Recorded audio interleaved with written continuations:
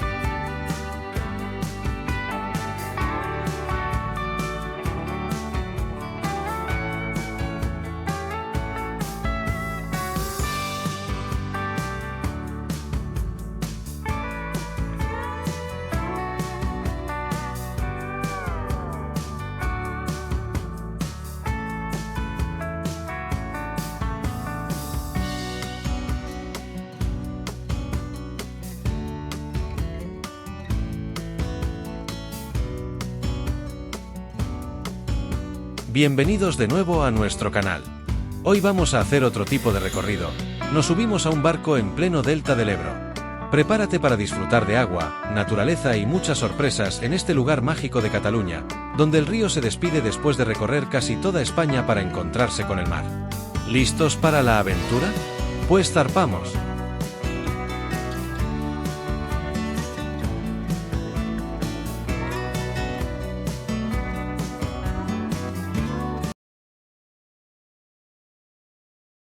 ¿Qué pasaría que el calor del verano calentaría tanto el agua? La evaporaría, se quedaría la sal y mataría la planta. Al mismo tiempo el agua no la podemos coger desde ahora estamos navegando. Estas aguas son salobres. El agua nos tiene que venir de 40 kilómetros río arriba de la Sud en Tibens. Una pequeña cascada que fue construida en época de árabes. Tiene un desnivel de 4 metros de altura y es allí donde nacen dos grandes canales, el de la derecha y el de la izquierda, que a su vez, con varias ramificaciones, se extiende por todo el delta. Y es que se ha visto y comprobado que apenas el primer metro y medio de superficie de agua del río es agua dulce y todo lo demás es el agua del mar. Miren, yo tengo un ejemplo bastante claro de lo que está pasando aquí dentro del río. Pues venga, va. Ya les había dicho que pervenía de una familia de pescadores y, como no, me he dedicado 15 años a pescar en el mar. Y todos los días cuando salíamos a pescar al mar, veíamos unas especies que no tendrían por qué estar aquí dentro. Lubinas, doradas, lenguados, salmonetes, especies de mar. Quisimos hacer una prueba y un poquito más grande en la desembocadura. Pusimos 60 cabos, artes de pesca profesional para pescar pulpo. Sabemos que hay alimento dentro del río y quisimos hacer esta prueba. De estos 60 caducs cogimos 33 pulpos. Ustedes saben que el pulpo es completamente de agua salada, en agua dulce se moriría. Y señores, yo con mis propias manos he pescado pulpo de este río. Todo esto tiene una explicación y se debe a los pantanos. Y es que durante muchos años el río Ebro desbordaba, hacía mucho daño en el delta. Se recuerda la riada de 1937.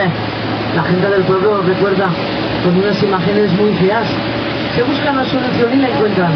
Se crearon los pantanos, en más de 200 pantanos a lo largo de todo el río Ebro. En un principio estuvo bien para poder controlar toda aquella agua, pero después se nos presentaron otros dos grandes problemas. Primero fue la navegación, se limita esta navegación. Pero más importante que la navegación fueron los sedimentos. Y es que durante muchos años el delta se forma gracias a todos los sedimentos que le iba trayendo el río Ebro, a razón de unos marina la que tiene más fuerza al estar al mismo nivel que el mar. El agua salada por su densidad pesa más y le entra por debajo del agua dulce como si fuese una cuña.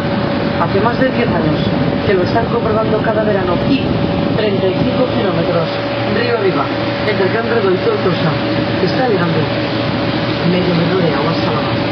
Dicen los científicos que el delta vive el proceso de la regresión. Ya me queda con una palabra muy clara, la mar se está comiendo el delta.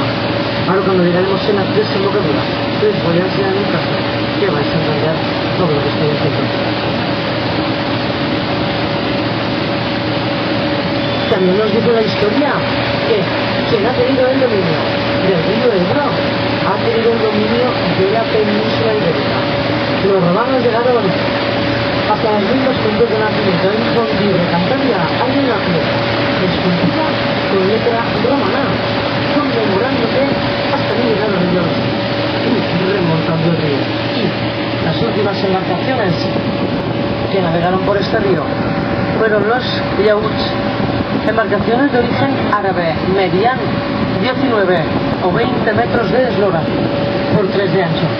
Eran como grandes bañeras que podían cargar hasta 30 toneladas de maderas, carbón, arroz, sal. Las embarcaciones no llevaban motor y sí que es cierto que por el lado derecho del río había un camino que se llamaba el Camino de Sirga, camino donde animales y personas iban arrastrando por cuerdas así. Nos data del año 1918.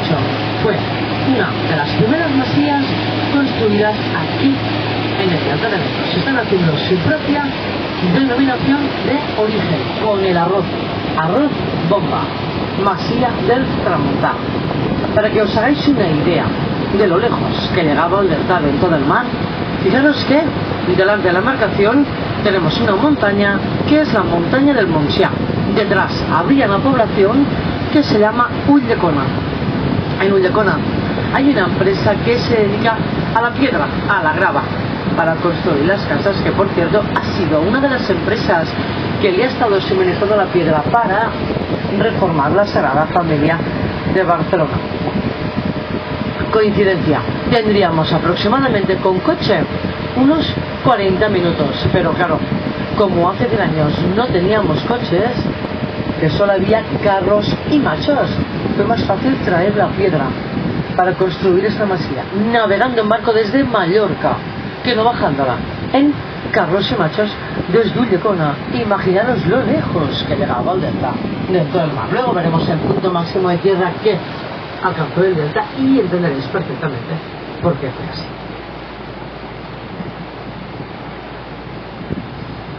Venga,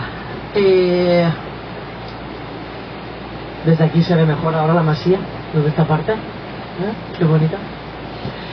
El delta se empieza a formar hace más de 10.000 años, a partir de la última era glacial.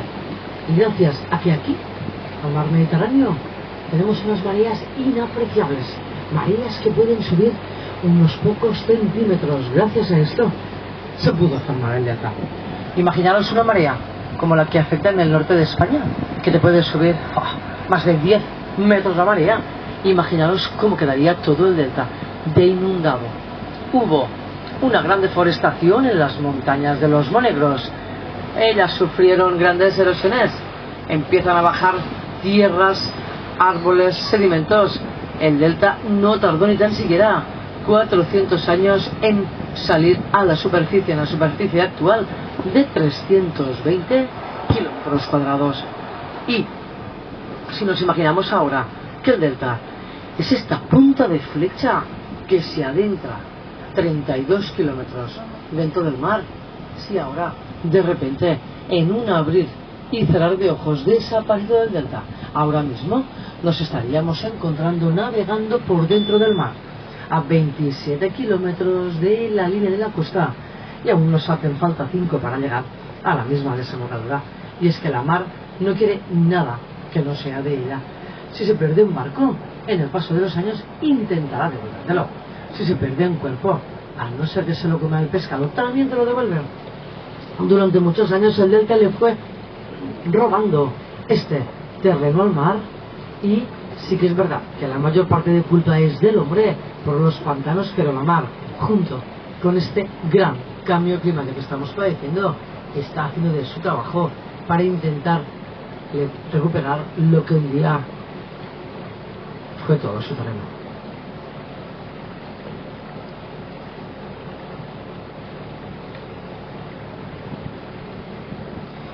Venga, fijaros que ya estamos dentro del que fue una antigua desembocadura del río Ebro. Se llama el río Migjorn y, por esta falta de agua dulce, se encuentra cerrada.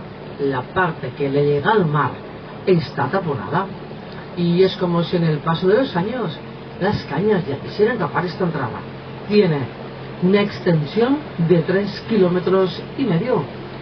Nosotros no lo haremos todo, pero sí que os quiero enseñar esta primera entrada, que creo que es un paraíso del delta del Ebro. Se llama río Migjorn porque la gente del pueblo, cuando entraba a cultivar los campos del arroz, este recorrido que lo hacían andando por la orilla, les costaba media jornada, mediodía.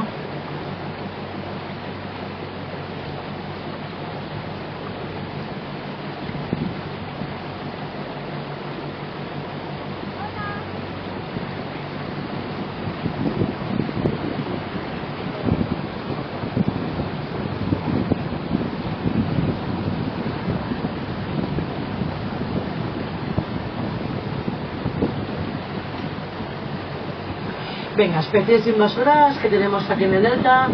Empezaríamos hablando del cirulo. ¿Conoces el cirulo? Sí, ¿no? Peces de más de 150 kilos de peso. Cangrejo de río americano y caracol manzana. Estos dos afectan en los campos del arroz. Se comen la planta. Antiguamente teníamos mejillón cebra. Ahora ya no, aquí en el delta. Tortosa para arriba, ellos sí que tienen. ¿Qué pasa? Que el mejillón cebra vive al agua dulce y como la sal llega hasta Tortosa, de esto nos escapamos. El que nos sale por las orejas es el cangrejo azul, el que hemos visto por el pantalán. Este vino en el año 2012 del Golfo de México. Bueno, pues ya se ha quedado para vivir, o sea, ya no queda ni uno. Ya nacen aquí en el delta, se comen todo, se reproducen y mueren en las paellas, ¿vale? Hablando por el pantalán, os lo he dicho, está buenísimo comiéndolo con arroz. Arroz de cangrejo azul. Venga, fijaros aquí la parte izquierda, que tenemos este pequeño transbordador. Y es que lo que tenemos aquí la parte izquierda es la isla de Buda. La isla de Buda es propiedad privada de un solo propietario. Bueno, hay un trocito que es de la Generalitat. Ahora os cuento poco a poco. Fijaros con el transbordador que no lleva motor. Lo mueven manualmente con esta rueda que hay encima. Y nada, cabría un coche y un par de motos, va. Tractores, cosechadoras para acceder dentro de la isla lo hacen desde la parte del mar donde tenemos la barrera de arena, porque le pusieron el nombre de isla cuando este río desembocaba al mar. Era una isla. Una vez el mar le ganó el terreno y nos lo taponó, se quedó como península, pero como tenía el nombre de isla, fue muy difícil quitárselo una o dos veces al año. Estaríamos hablando de isla. Cuando viene en gran temporal, la mar pasa por encima de la barrera de arena y es cuando ella se quedaría incomunicada. Una vez el temporal vuelve a la normalidad, península otra vez. Ahora cuando daré la vuelta ya os voy a contar toda la historia de la isla.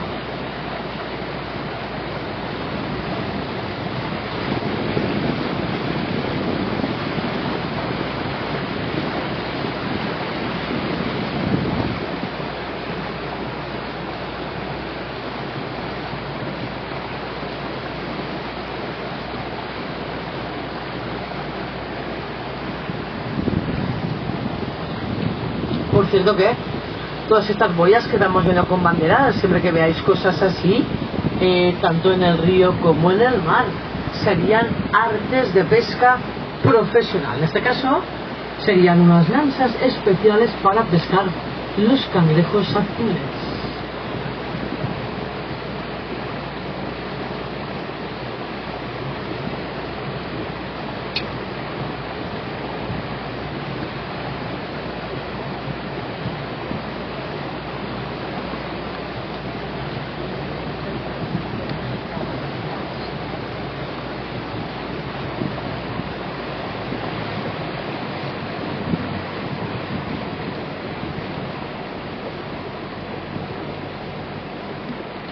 ahora mientras doy la vuelta, en la parte de Buda, fijaros que hay una vegetación, delante mismo ahora en la proa, que tiene así como unos pinchos de color marrón, ¿lo veis? Justo delante de la proa. Esto es Enea. Anea y en catalán boga.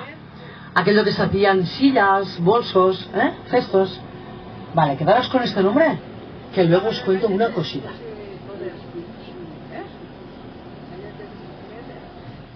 En casa de mi madre tenemos 3 sillas de boba y las guardamos como un tesoro. En catalán, aquí decimos boga o boba. En español es Enea. Enea o Anea. Yo siempre decía Enea. El otro día me subió una señora de Zaragoza y me dijo, no, Anea, Anea.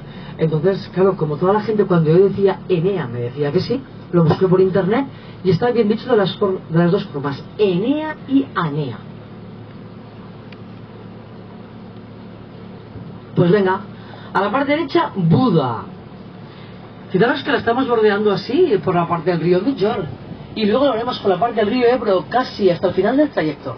Extensión 1096 hectáreas, 700 de las cuales son 2 lagunas, els calaixos. Está el Calais Gran y el Calais de la Mar, que es por donde pasan más de 350 especies de aves migratorias, de las 600 que hay en toda Europa. Es por esto que la declaran parque natural. El propietario de la isla es un señor de Barcelona. Se fue a buscar fortuna en las Américas a principios del siglo XIX. Allí llega a ser un gran terrateniente y aquellas personas cuando regresaban con aquellas grandes fortunas a finales del siglo pasado, que se llamaba indianos, el señor, por su gran afición a la caza y pesca que tenía, vino con el delta y compra la isla. En el año 1982, cuando mucha parte del delta se declara parque natural junto con la isla y todo, la Generalitat le compra un trozo a él para estudios. El resto sigue siendo aún de la tercera generación descendiente del primer propietario. Eucaliptus de origen australiano. Más adelante, palmeras washingtonias no corresponden al paisaje del delta. Este señor quería recordar el paisaje de Cuba y los planta él. Como los eucaliptus son unos árboles que absorben muy bien la humedad, esto para desecar las tierras de la isla le fue perfecto. Aquí, en aquellos tiempos, vivió una 50 de familias de colonos. Llevaban arrendadas las tierras para este señor. Dentro de la isla tuvieron bodas, bautizos, fiestas mayores. Les dio una plaza de escuela de maestra nacional, un equipo de fútbol, el de la isla de Buda. Todo esto se termina cuando pasa a ser parte del parque natural. Se prohíbe la entrada. Pero ahora os cuento, el propietario ha reformado la masía principal y la ha hecho como casa rural. Alquilando la masía se puede entrar siempre dentro de la isla. Una vez al año hacen puertas abiertas de la isla, 29 de junio por San Pedro, romería de Buda. La gente se viste como antiguamente cultivaban el arroz. Hacen una pequeña misa dentro de la capilla porque la conservan. Explican 4 historias de la isla. Hacen cantadas de jotas típicas del delta. Juegos tradicionales para los niños. Montan una tendereta vendiendo su producto. El propietario le saca el partido con el cultivo del arroz. Se está haciendo su propia denominación de origen. Arroz y licor de arroz. Isla de Buda. Por cierto, ¿habéis probado el licor de arroz? Bueno, ellos regular a medias, vosotros muy mal, porque cuando se va por los sitios se tiene que probar todo. Descubre el licor crema de arroz, tradición y sostenibilidad. Un licor con historia en el delta del Ebro. El licor crema de arroz del delta es una creación única que combina la tradición de más de 5 generaciones de arroceros con la innovación de Kenso. Elaborado con arroz cultivado en el Parque Natural del Delta del Ebro, este licor destaca por su textura cremosa y su sabor inigualable. Su elaboración refleja el compromiso con la calidad y el respeto por el medio ambiente. Pues mala suerte para mí, porque no me ha ido tan bien como el año pasado. Este año ha sido más flojo, la verdad es que sí, ¿eh? ¿El qué? Mal para vosotros. Así que ya sabéis, os lo compráis vosotros y lo probáis. Ya veréis ya. En el momento que la probéis, os vais a comprar una botella para cada uno. Ah, ese yo que está muy bueno el licor de arroz. Hombre, sabe a leche merengada con un toquito de alcohol. Esto, pues es un caramelo.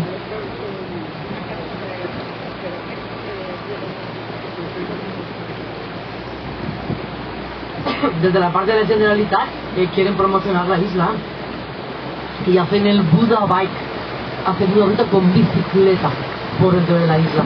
Lo mismo, explicando un poco la historia, haciendo una pequeña ruta con bicicleta y al final terminan aquí en el embarcadero haciendo una pequeña degustación de producto típico del delta.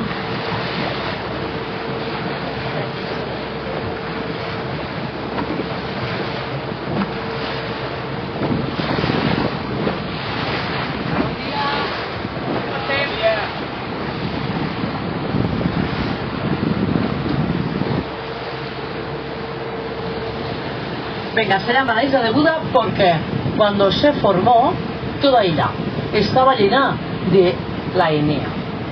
Toda de Enea. La Enea en latín se llamaba Buga, con G de gato. Y de Buga derivó a Buda, nada más que por esto. Bon dia, senyor. Mare, que tranquil·la avui, que no li he fet oles.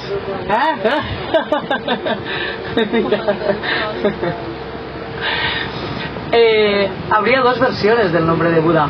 Uno sería este y el otro sería que las lagunas, estas 700 hectáreas de laguna, como es un agua estanca, depende de qué época del año, hacen mucha Buda de olor. Yo me quedo con el nombre de la vegetación porque por dentro de la isla hay unos caballos blancos pasturando sueltos que provienen de la Camarga francesa y precisamente los introdujeron dentro de la isla para regular la Enea, porque comen Enea, o sea que todo tiene que ver con la vegetación.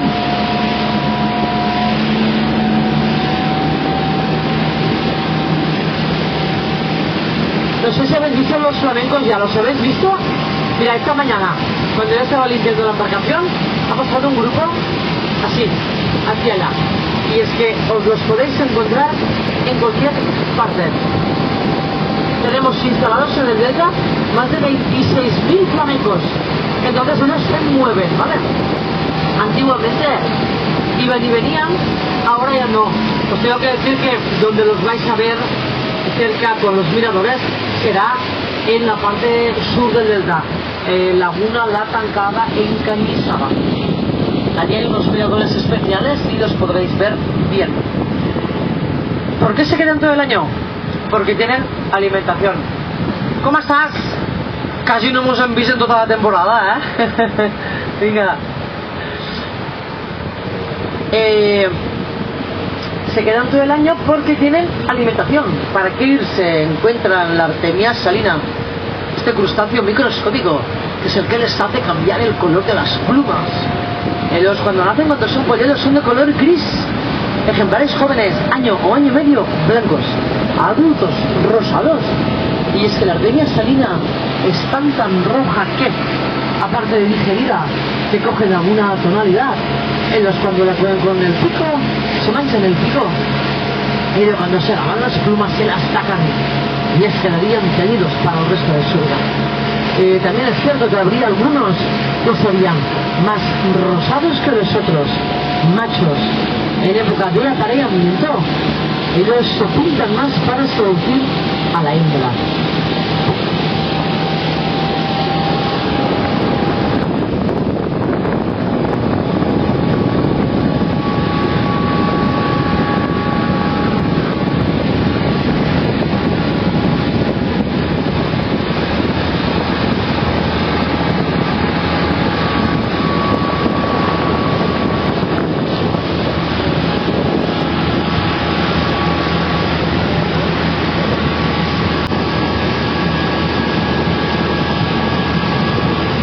Veríais el faro del Fangá. Este tan emblemático que el grupo musical U2 vino a rodar Vértigo. ¿Sabíais que U2 se estuvo haciendo en el terror de Vértigo? Hasta incluso hace más años, aquí, donde está el Zigurat, estuvieron la Penélope con el Matthew rodando la película Sahara. Más de la mitad de la peli está rodada aquí en el Delta.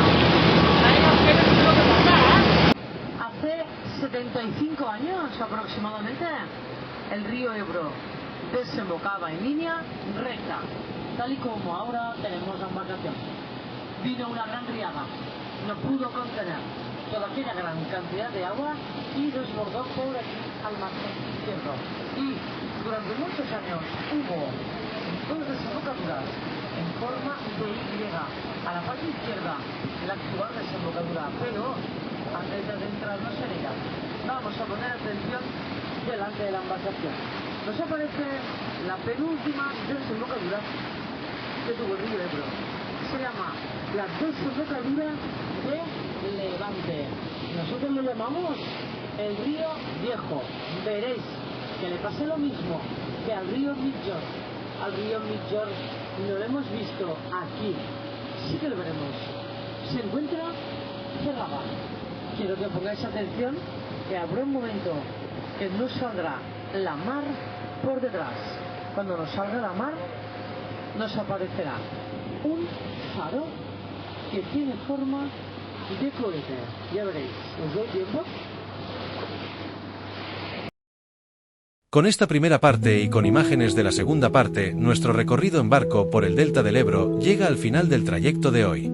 Hemos navegado por aguas tranquilas, rodeados de arrozales, aves y paisajes únicos que hacen de este lugar un verdadero tesoro natural. Pero aún nos queda mucho por descubrir: la desembocadura del río, las islas de arena y más secretos de este paraíso del Mediterráneo. Os espero en la segunda parte de este viaje, donde seguiremos explorando juntos el delta del Ebro. ¡Hasta pronto!